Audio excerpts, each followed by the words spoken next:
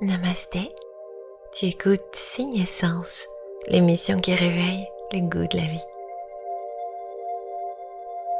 Aujourd'hui, j'ai envie d'aborder avec toi tous les bienfaits du câlin.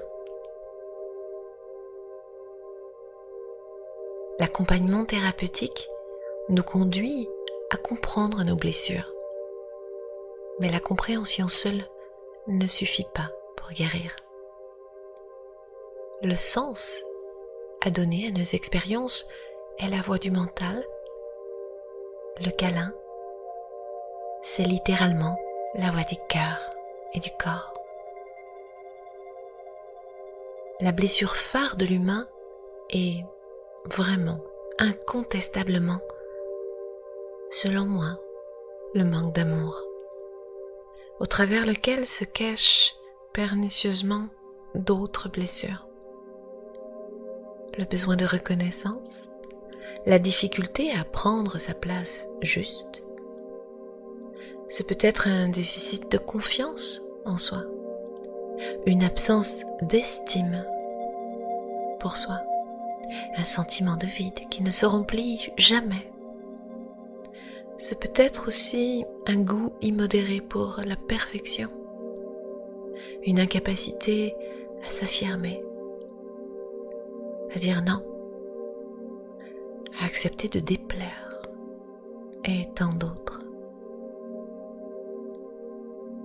Pourtant, un autre chemin existe, celui de recevoir ce qui nous a parfois cruellement manqué, s'abandonner au creux de bras bienveillants et s'apaiser en un instant au son du cœur qui palpite, être enveloppé de chaleur humaine, sans raison, être regardé avec, au fond des yeux, une attention, une présence, un amour inconditionnel pour ce que nous sommes et qui nous restaure de facto dans une intégrité affective.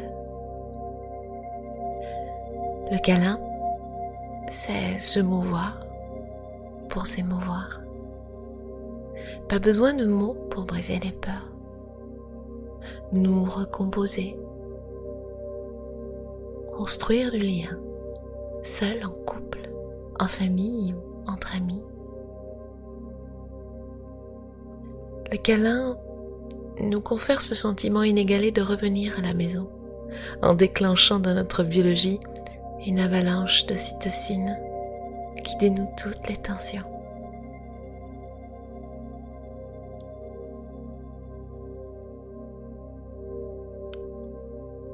Le câlin tendresse n'est pas cependant le câlin d'amour sexué.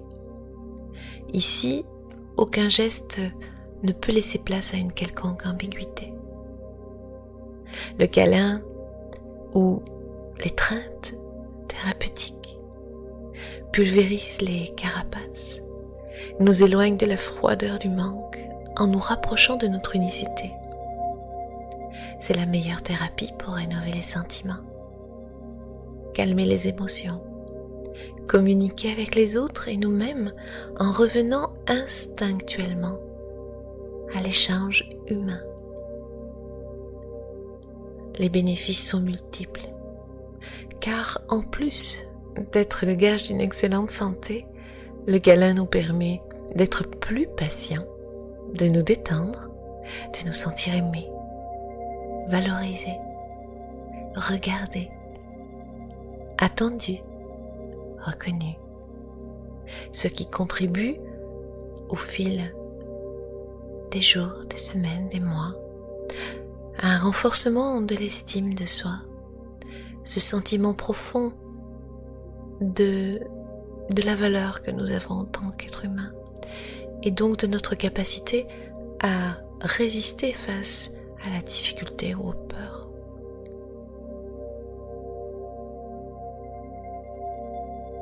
Alors, ces bénéfices sont multiples. C'est un anti-stress qui est reconnu. Que vous soyez inquiet, angoissé, un câlin fait partie des solutions pour relâcher la pression. Il permet de réduire la tension artérielle, le rythme cardiaque. Le contact humain avec de la tendresse permet d'abaisser nettement le stress et de se détendre grâce à la production d'endorphines en grande qualité. Un câlin vaut largement tous les médicaments légers pour lutter contre le stress, contre tous les anxiolytiques. Une arme contre la déprime. Grâce à la sécrétion, là encore, d'hormones, endorphines, ocytocine et dopamine, le câlin devient un outil redoutable pour lutter contre la déprime. Et si la journée du câlin est calée en janvier, ce n'est pas pour rien. La déprime est beaucoup plus forte en hiver. La lumière joue énormément sur notre humeur. Or, l'hiver est une saison plutôt sombre. Nous manquons de lumière, de vitamine D. Automatiquement, nous sommes atteints et la déprime peut guetter facilement. Alors, c'est le moment de faire des câlins, de sentir le réconfort, la chaleur.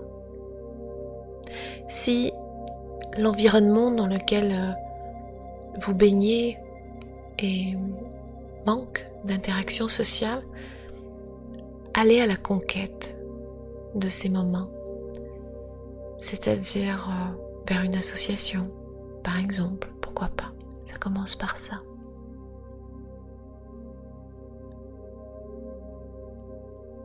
C'est aussi un remède contre la maladie. En plus de ses vertus cardiovasculaires, eh bien le câlin, d'après une étude américaine, serait un rempart contre les maladies, en tout cas certaines maladies, certains virus, notamment ceux apportés par le froid. Tout cela grâce au contact de la peau contre une autre peau qui a pour effet principal de renforcer les anticorps.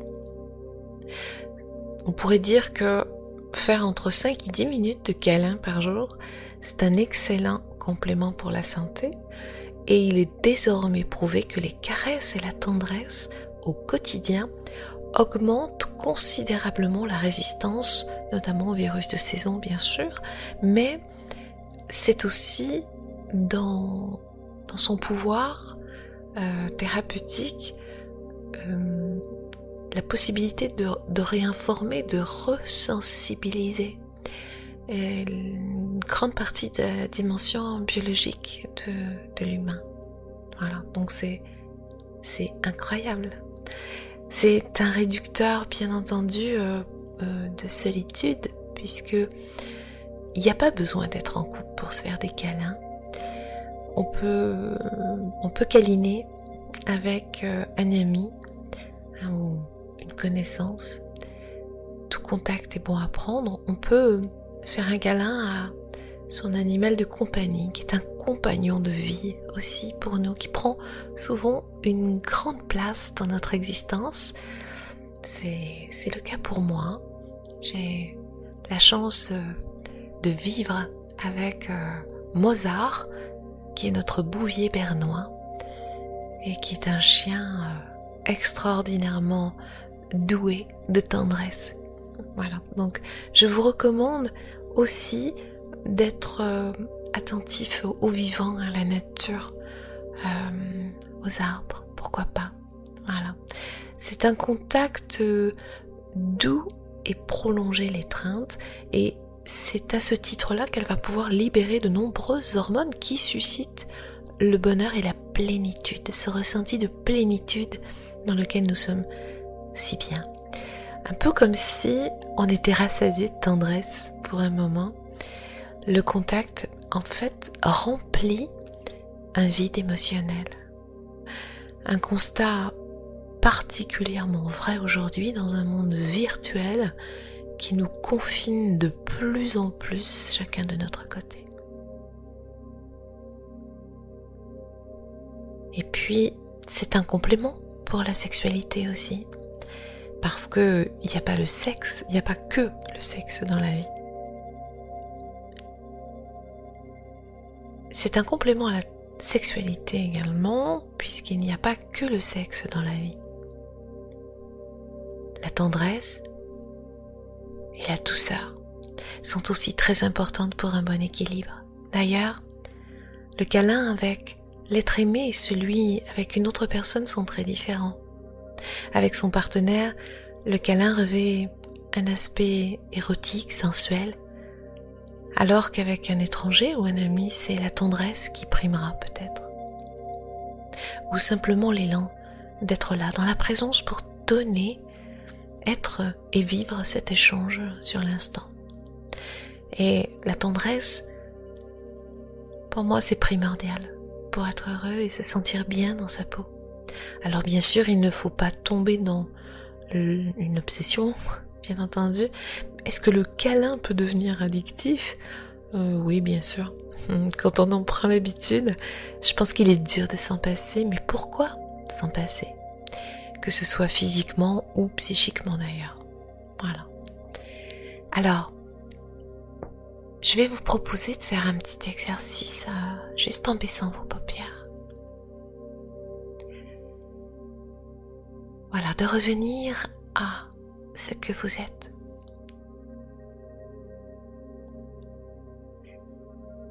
Tranquillement.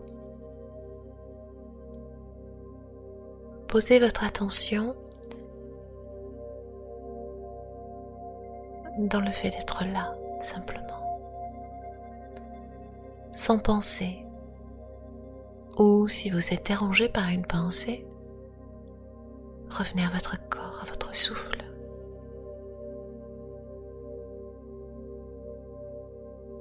Revenez à la vie qui circule en vous.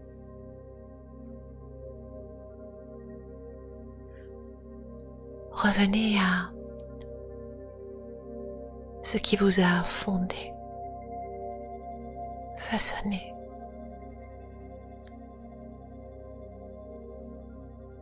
Quelle est votre capacité aujourd'hui en tant qu'être tendre, en tant qu'être câlin?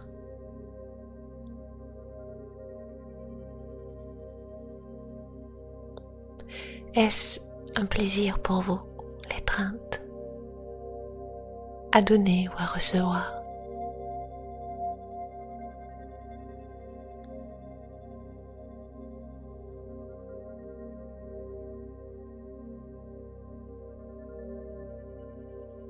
Vous pouvez, toujours les yeux clos, imaginer la personne que vous chérissez le plus au monde, qui qu'elle soit.